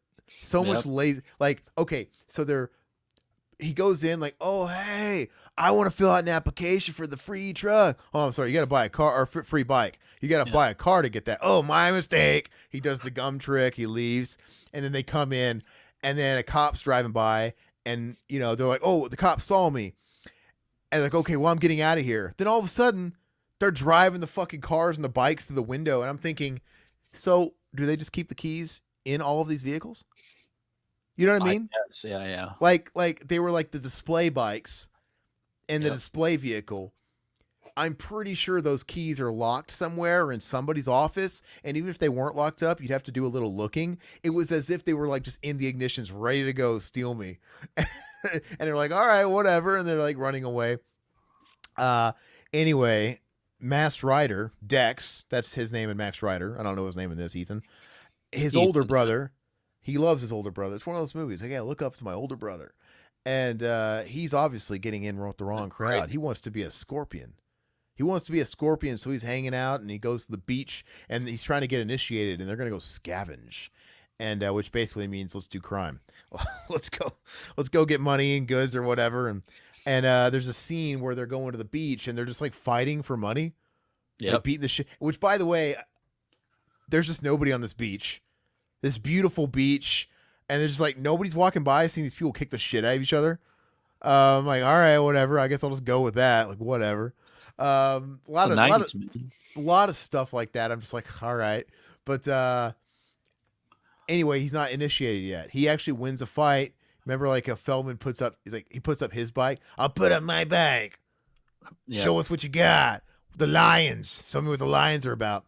Which, by the way, I gotta commend Corey Feldman here because he's the best actor in the movie, but at the same time, he's still shit because he's like really overacting. Or maybe I just can't see past it. I just still see the Frog Brother. I still see Corey, but he's like trying to be hard, dude. It's not coked out Corey. It's actually solid Corey. Because early 90s is more, you know. He's subtle and he's like just there's no sense of humor with him. He's just like real deadpan. And I don't know if he's playing it good or if he's playing it too hard. I don't know, but he's the most entertaining part of the movie. He's definitely putting in the most effort because by far the worst people in the movie is the kid, which you can tell they just hired the kid. Terrible, dude. You could tell they hired Ethan because he could do the martial arts and he was the right age. Because he's a real stunt guy. He used master. He was, you know, you could tell they're like, we can teach you to act on the fly, but you can do the moves, right? Yeah. But he's like literally like reading off a fucking cue card the whole damn movie. And then the second place for terrible is the special agent. That guy, what's his excuse? As a grown man, his acting is horrible. Especially, you mean the cop. The cop. The Yeah, cop yeah. that's like on the. He's terrible. He's bad. Anyway, so moving forward the story, he wins the fight. He gets the bike. And in case we didn't know that Corey Feldman was a bad guy at this point, he runs over his bicycle. Hey, that's my bike. You're not going to need any more now. You're a scorpion. Take your fucking crotch rocking. Let's go. Why would you say it anyway? I just got a fucking brand new fucking Yakasaki or whatever it is. Why would you care about your Huffy? Whatever. Anyway, but he's not done yet. He's got to get initiated again. So we're like, hey, you got to break into this house. And this guy, he shows a little bit of a moral compass for 2 seconds. Like, no way, man. Then all of a sudden he's doing it. It cuts to him breaking in. Like, well, they talked you into it pretty easy, my friend. Peer pressure's a bitch, I guess. Because he had me going like he really didn't want to do it. What? Real quick, do you know who William James Jones is, who played Eddie, the black dude? No. Oh, the scorpion with a heart of gold, the conflicted scorpion. He is one of the main characters in California Dreams. Oh, that is where I've seen him. Yep. I kept going like, God, who is this like young Billy Blanks? He looked like young Billy Blanks. His attitudes, yeah. I love him, man. He's great. That is where I've seen him. But we'll get to him. So he's breaking into the house, and it goes haywire fast because he's breaking in. The owner of the house wakes up, grabs his baseball bat, immediately catches him, and he just kind of freaks out like, I'll leave. I swear to God, I'm sorry. And he's wearing a mask. But as he's trying to run for the front door, Feldman and the gang are there to make sure he finishes the job, and they force him in. They take the people of the house, they shove him in a closet like in Three Ninjas, and then Corey Feldman, one of the fuckers maces, what's his name, Rick? Yeah. Maces him, and Corey Feldman like ninja kicks him down the stairs, and then like, oh my gosh, I think he's dead, man. He's not breathing. And then you kind of see Corey Feldman for a second show a little bit of like human emotion, like for a second, freaking out, like, oh man, I've never killed anybody before. But he picks it up, like, hey, we all did it, man. And no, he didn't kick him down the stairs. What'd he do? He hit him with the scorpion death, whatever. The claw, dude. The eagle's claw, whatever it is. Eagle's claw to his throat, dude, and he fell down the stairs and died. The claw, dude. Whatever he did, he killed the fucking guy. Anyway, so they covered up. They're like, we got to fix this, and they covered up by staging a suicide. They find him the next day at school, hanging from the basketball court, and hysterical. Dude. It's first of all, this is another part of the story where I'm like, okay, this is some lazy writing here because how they get into school. I guess this is pre-camera days. Maybe there wasn't a lot of cameras. Yeah, okay, fair enough. They'd never get away with that today. But okay, they got into school. Nobody saw them. Whatever. I'll bite. But you're trying to tell me these like 15, 16-year-old kids really covered up all of the CSI information? The guy who's on the case is like, it really looks like a suicide. Like, really? Is this the best they got? Like the guy that's talking, because the little kid's the one that's like, no, it has to be the Scorpions. He wouldn't have did that. And they kind of explained it with like he was in karate, so he had bruises. Yeah, okay. They wiped the mace off his eyes. He says that later. Like, later he gives that throwaway line to his California Dreams friend. Hey, we washed the mace out of his eyes. Like, okay, well, I'm glad you filled that in for me, Corey. An hour later, but still, even that, still. If you are the person in charge of a case, are you supposed to take everything at face value? You're not going to like put in all the scenarios like, you're going to interview a lot of people. Like, was he suicidal? What's going on here? Did he leave a note? I get it. You could maybe imagine that a kid would want to make a statement. Like, I'm going to do it in front of all the school. Oh, but you don't think you want to ask a few questions like, could this have been done by somebody else? You gotta. I just don't. I think that cop sucked. He was terrible. And even the kid is the voice of reason here. Like, no, I love the kid's reasoning. So the cop's like, well, he was in karate, right? That's right. I was like, why do you explain all the bruises on his body? Well, he was in karate. And the kid's reasoning is, no, can't be. He was the best. So he never got hit because his brother was the best. I love it. I love it. Like, yeah, not my brother. Those are not his bruises, man. He never got hit. Flawless victories all the way. But anyway, I just think that cop sucks. He was just putting it to rest, and it's up to this kid to do it. I'm like, I don't know, man. If somebody found my kid hanging by the basketball court, and I get it, you never know what somebody's going through internally, but still, if on the surface it seemed like he had everything going for him, good looking kid, he's like the hot shot of karate. This is again one of these random weird cities that doesn't exist in real life where like the karate people are gods. Like, first of all, everybody, the people that did karate in school were nerds. No, dude. In the early 90s, mid 90s, that karate people were it, man. In the 80s, ninjas were, it. All right, because all the cool people were playing with G.I. Joes and Snake Eyes figures, I know. Anyway, regardless, I digress. But anyway, if that was my kid, I'd be like, I think we should look into... I get what you're saying. Maybe he was really depressed and we just don't know, but that's not what I saw. So I would like to cross out all the other possibilities. Like, does it have anything to do with this asshole rival karate gang that does a lot of shady shit? Maybe that calls themselves the Scorpions, and they lack a little bit of subtlety. Their gis are red. That means they're evil. Could we try looking over there? But you would think that. I'm not saying somebody couldn't cover it up, but you're trying to tell me these kids covered up this so well to where there wasn't any question, no shadow of a doubt. Like there was no, it's definitely not foul play. He 100%. I don't know. They evaded the cops quite a few times, man. How did he get up there? Was there a chair? I didn't see a stool or a chair. Who knows? He was hanging from the fucking hoop.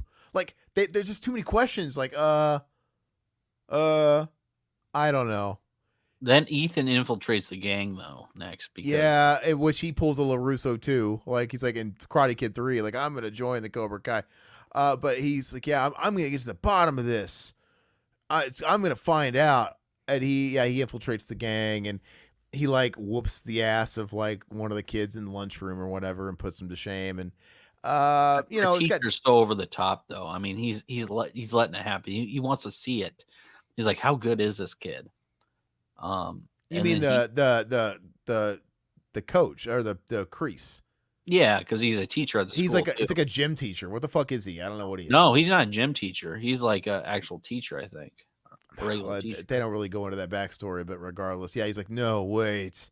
I know I didn't know if he wanted to see what he was made of or he wanted to like put the rough on him. He's like, I think you should rough this kid up. Because he was saying like, this kid's trouble.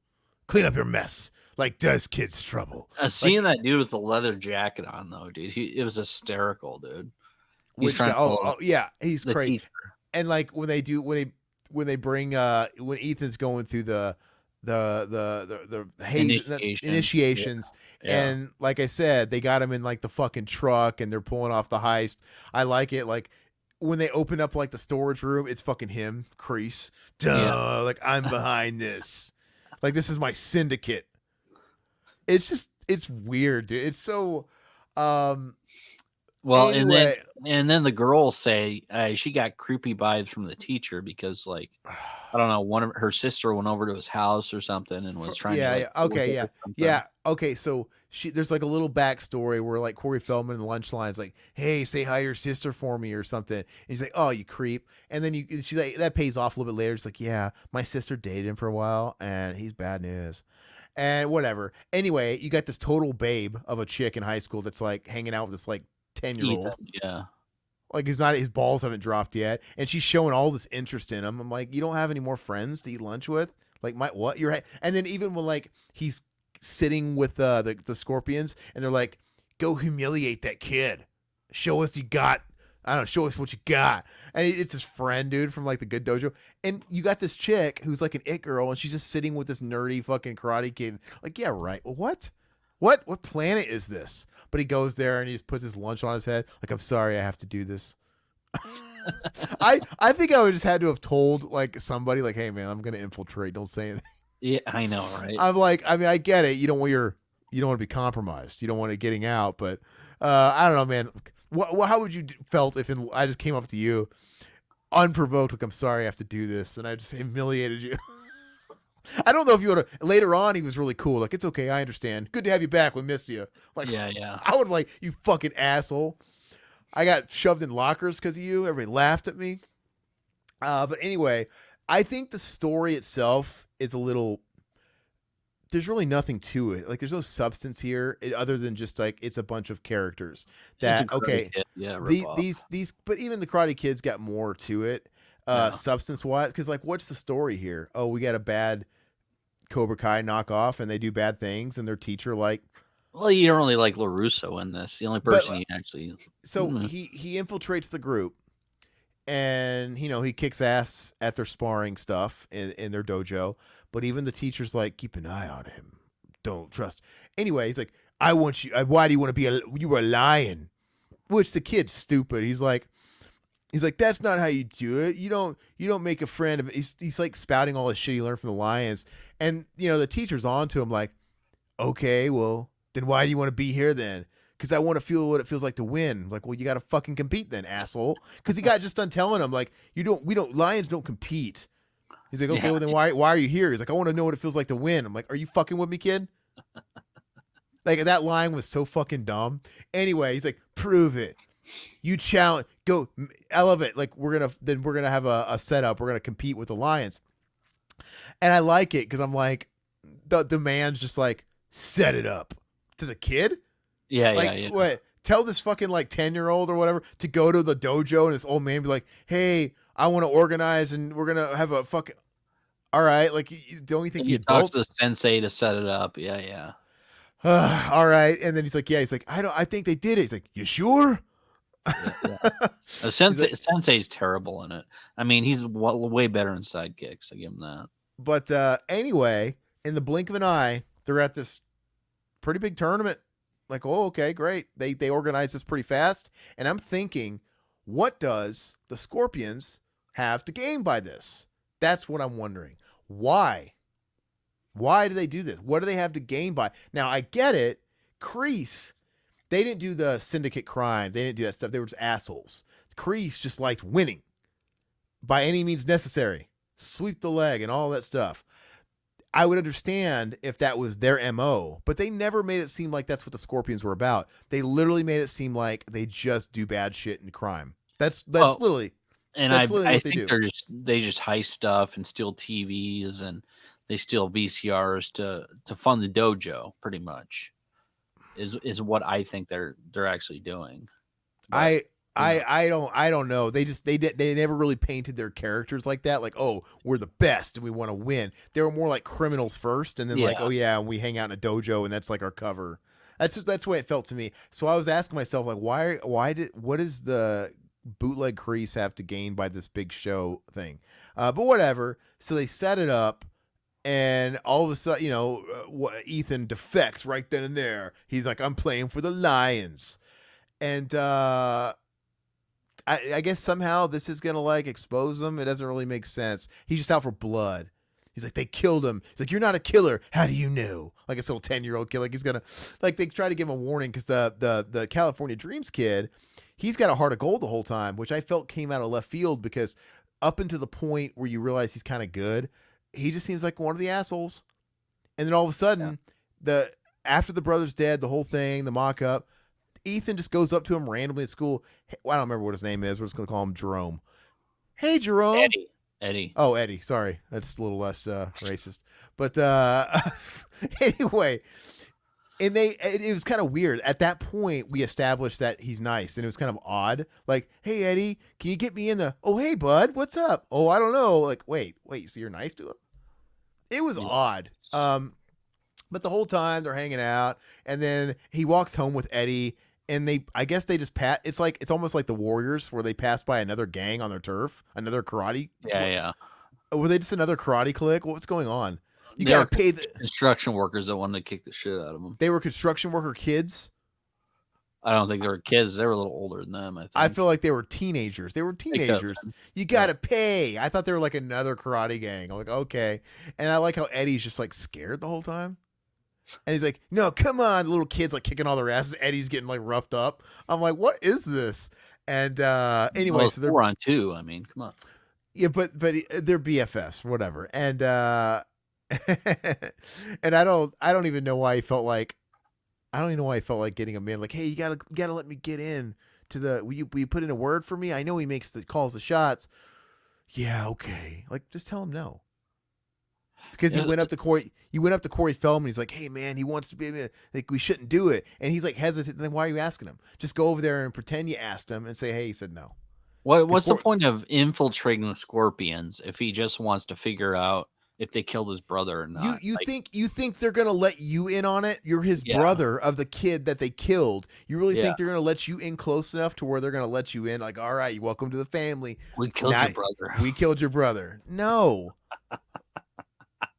it's the That's what's dumbest thing. great about it, dude. But That's why I that's like it. also, but I give it a pass because it's like 10-year-old logic, and that kid's like, no, that kid's like a kid. Like, okay, whatever. But he watched too many movies. But anyway, whatever. So they have this tournament. It makes no sense, and they're fighting, and they're Uh, pulling.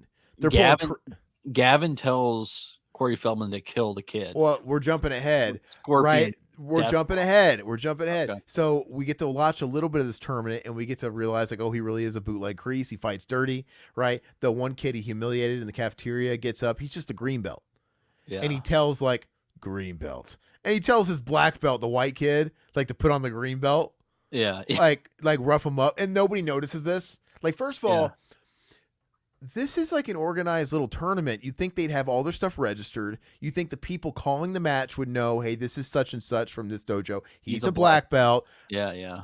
Like, here he comes with a fucking green belt. Just take the What? green belt.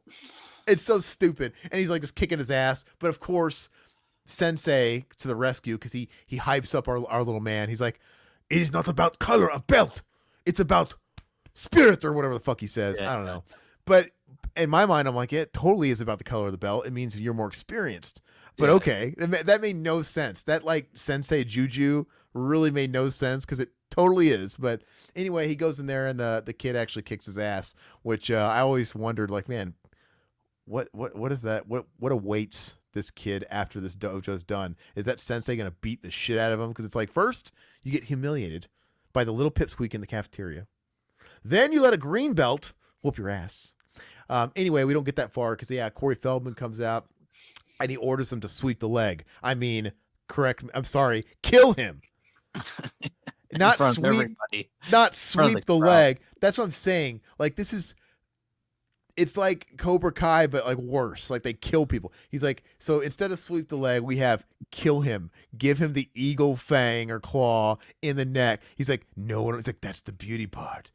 A lot of people here, and no one will know what they just saw. I'm like, Yeah, I'm pretty exactly. sure there's refs and there's people here that are watching this match to grade the fucking match that are gonna see that Well, he he did a told the certain ref, type. he's like, let him fight. And the ref's like, okay, what? Is he on the payroll? I'm so confused. Isn't that funny? Like, Yeah, that's like that little things like that. First of all, yeah, maybe like the soccer mom and the bleacher might not know what he just did, but like I said, it doesn't work like that. There's other professionals around that should be able to tell. And that was so wild when he's like, let him fight. And he's like, okay. Like, no, what? Because he was trying to pull him off of him because he saw what he was doing. Yeah. So the ref knows, hey, he's trying to do some shit that could hurt this kid. Oh, okay, I'll back off. Makes no fucking sense. Strip that man of his title too, by the way. And then anyway, so Because he was a teacher, so he's a teacher at the school. That's probably why. so what? Yeah. The ref is like, dude, this kid is trying to go for his fucking throat. Yeah. It makes no sense. Like, what? But anyway, so the California Dreams kid Eddie, heart of gold. He tries to get the message. Oh no, he's gonna kill him. So he goes to get a drink of water, and he signals the girl. He signals Elizabeth Shue to come over there and talk to him. Like, hey, they got eyes on me. And he like just does like one little peek back. I'm like, you're not watching this kid enough, because you literally remember he told him, keep your eye on Eddie, because he already saw Eddie was kind of like a defector, and he just lets him go. He's just getting a drink at the water fountain next to a girl. He's not talking to her. Whatever. And then she gives the message. Whatever his name is. What's his name? Edward. Ethan. Ethan. He's gonna kill you. So am I. Like, you're not a killer. How do you know?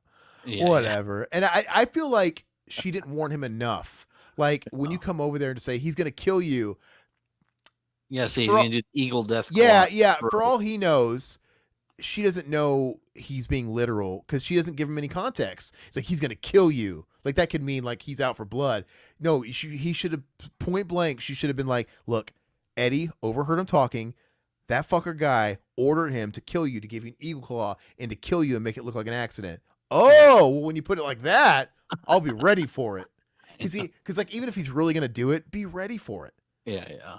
And she didn't she's just like, I'm gonna go put a stop to this, and she calls the cops. That's the end of the movie. She fucking runs and you don't have like a real big match. Kind of you do. I mean, they're fighting and stuff like that, but she just goes to a payphone, calls the cops. The call ups show up along with that really bad acting agent, and then everybody escapes. And Corey Feldman takes off on his bike, doing some insane Radmobile fucking stunts. At slow motion. I'll never get over how these like kids in all these movies are so good with their fucking bikes, dude. Well, he learned from the Lost Boys, dude. Corey Feldman. Yeah, okay. From watching Michael from Lost Boys. But Ethan takes it upon himself. I think the Crease and everybody gets arrested. Yeah. I think they're getting, apprehended. Corey Feldman takes off, and then fucking Ethan's like, not on my watch. I'm going after him. And then he goes after him, and he can't get off the premises because the gate's locked. He's like, ah. He runs on foot, dude. He runs on foot. Ethan catches up to him, and they're like, let's put an end to this. And they fucking have their like showdown or whatever. He gets the better of him, and the cop shows up right on time and just arrests him, and that's the end of the movie. You forgot that his dead brother's ghost came back. Oh, Mike! Hold on. Oh, I forgot about the dead brother's ghost. Okay, that's a big thing I forgot, because talk about the biggest confusing plot hole in the movie when he's like, "You maced him." Yeah. And I'm like, wait, so they show the guy, because the guy's like, when he's trying to infiltrate the gang, there's like a bum trying to ask for money. He's like, I just want to feed my family. And he's like, get off me. And he just maces the old man. And he looks at him. He's like, you maced him. Yeah. And I'm thinking, did the ghost of his brother tell him this? It doesn't make any sense. Well, he was on the track. He didn't tell him that on the track. Remember, he was running and he saw the ghost of his dead brother. Yeah, and he saw him in his bedroom or whatever. But I'm just saying, he never said it. Look, he never knew about the mace because they cleaned the mace off, right? Yeah. Right? I don't know how he knew. How did he put this guy? He goes, you maced him. That's how you beat him. Because he's so good. The only way you could have beat him is if you blinded him. That's what he said. That's how you beat him. You maced it and you blinded him. Yeah. And I'm like, and it's so weird because we had that scene where he saw the ghost of his brother. I'm like, so is he really seeing the ghost of his brother? And his brother told him he maced him? It makes no sense. And yeah, you're right. There's what does the ghost do at the end, his brother, in the fight? Oh, he holds it, or he holds his hand or something like that, because he was like, he had his hand back and he like holds it like that or something. Yeah. Like don't do it. Yeah. Mercy. And he looks back at his brother. Yeah. Yeah. I love it, dude, because it's totally a page out of Karate Kid where he was stooping to their level. And even they have that whole thing where he's like, when they're in dojo and the Scorpions, he's like, can anybody point out the mistakes in one word? And of course you get Corey Feldman. He's like, mercy. Yep. It's like, God. And yeah, the brother stopped him from making that LaRusso mistake, like in part 3. Honk. Getting to honk. Yeah.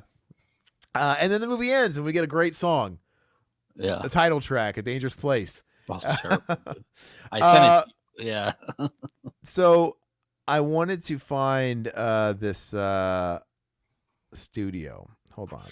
A Dangerous Place. I don't know about the studio, but this is totally it reminds you of an episode of Unsolved Mysteries. It's like the same cameras they're using for the reenactments for Unsolved Mysteries, which makes it that much better. Well, and I also can't tell if is it also just the shitty quality or too? or I don't I, know. I don't know, but it's man that makes me like it that much more. What is this? Come on, man. What is the studio? I gotta find it because I went down the deep dive on the studio. Um, come on, man. What is the fucking studio? But the studio who put it out, they just put out all these kind of knockoff movies, and like the movies, dude. I went down the rabbit hole, and they're like movies starring Eric Estrada, Lorenzo Lamas, and I'm Mm. like, you know what? And I watched it, and normally I'd shy away from these movies, but I watched this, and I'm like, this is bad. Don't get me wrong, but it was kind of enjoyable Oh, it's fun. Yeah. because it was so stupid, and I'm just like picking apart, and I was catching myself like, why am I picking this movie apart? Like I know I'm better in this movie. I know I can figure this. Why just let it go? Because I was like picking out always like what, but I want to watch Th- that This is 94, by the way. 94. Sorry. Yeah, Yeah. 94. And I guess this kid, Mass Rider, he was also in two movies by the studio called The Magic Kid 1 and 2. Probably another martial arts thing. But yeah, man, just a lot of movies with Eric Estrada and Lorenzo Lamas and actors like that. And I'm like, you know what? I think I'm gonna give him a whirl. The one I'm gonna start with though is the Robert Patrick one. Because I like Robert Patrick. I could do without Lorenzo Lamas. I could do without Eric Estrada. But which by the way, Eric Estrada showed up. I swear that was I'm pretty sure that was Eric Estrada who showed up in one episode of Fallout, which is like, what the fuck? But yeah, man, I'm gonna watch it. In fact, can we this is kind of fun. Can we do that for next episode? Can we watch Zero Tolerance with Robert Patrick, dude? I'll watch it. Why not? Yeah, look, I'll pull it up real quick, and then we'll finish off with this last segment here. Oh, he did 6 episodes of Mighty Morphin Power Rangers as director. Who? Director of this movie. I'm not surprised. Yeah. All right, so let me show you this.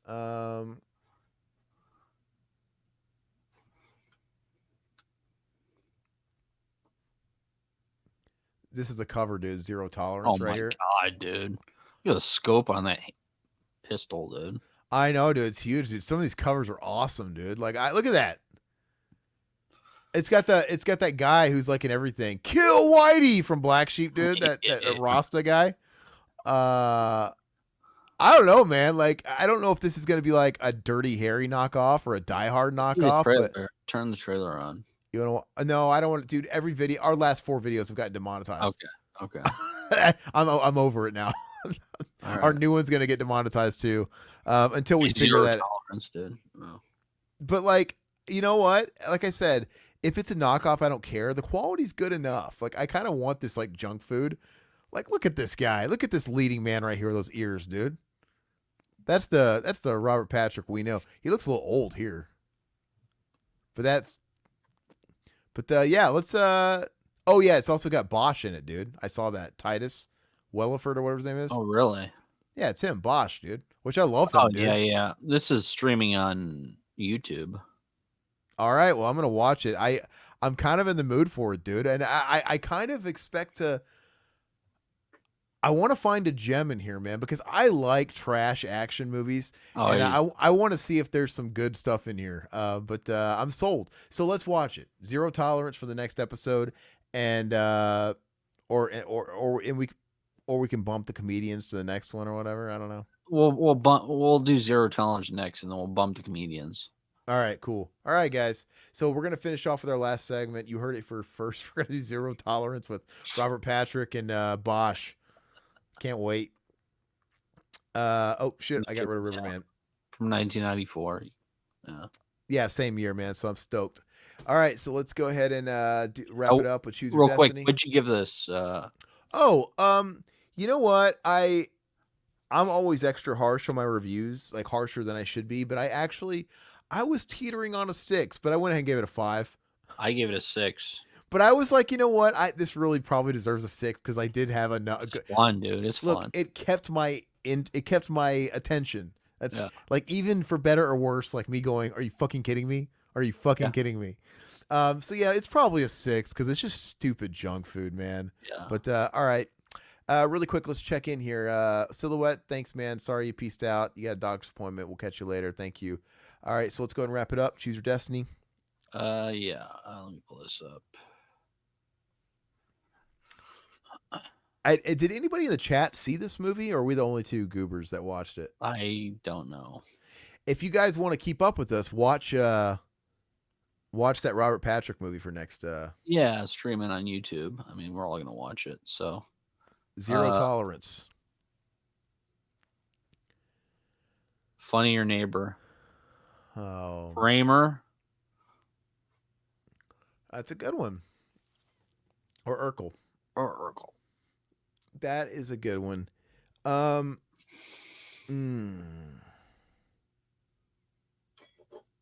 That's a good one.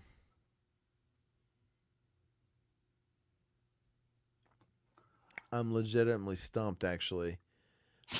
I think because I'm trying to like match up their moments and who has like, but they both have great moments, man. I can't. All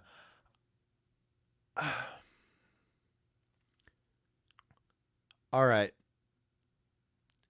I'm just gonna say it here. Kramer, you know, Urkel and Kramer are both smart.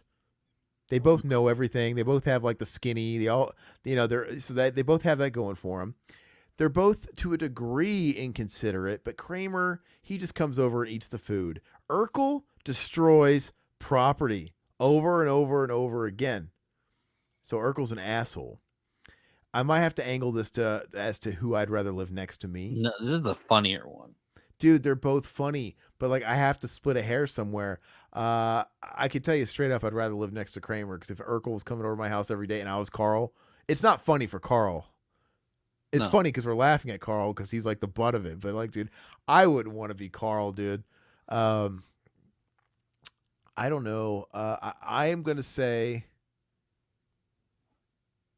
I have a lot of sentimental attachment to Urkel. I've been watching Urkel longer. Like when I was younger, I didn't watch Seinfeld till a bit later when I was a little bit older.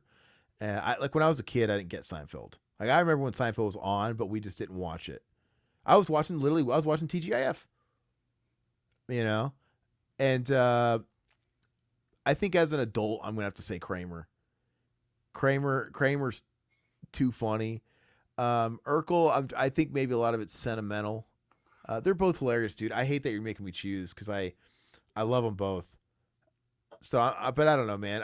It's gonna depend on the day. I'm gonna say Kramer today. That's just because I would want to live next to Urkel. Who do you pick? Mine's the total opposite. Like I grew up watching both of them. I watched Seinfeld as a kid too. I loved Seinfeld just as much too. And Urkel is just, I don't know, something about his dumb antics with Carl and everything like that. I mean, Kramer is hysterical, but I don't know. Urkel is just one of a kind, man. I mean, Kramer is too.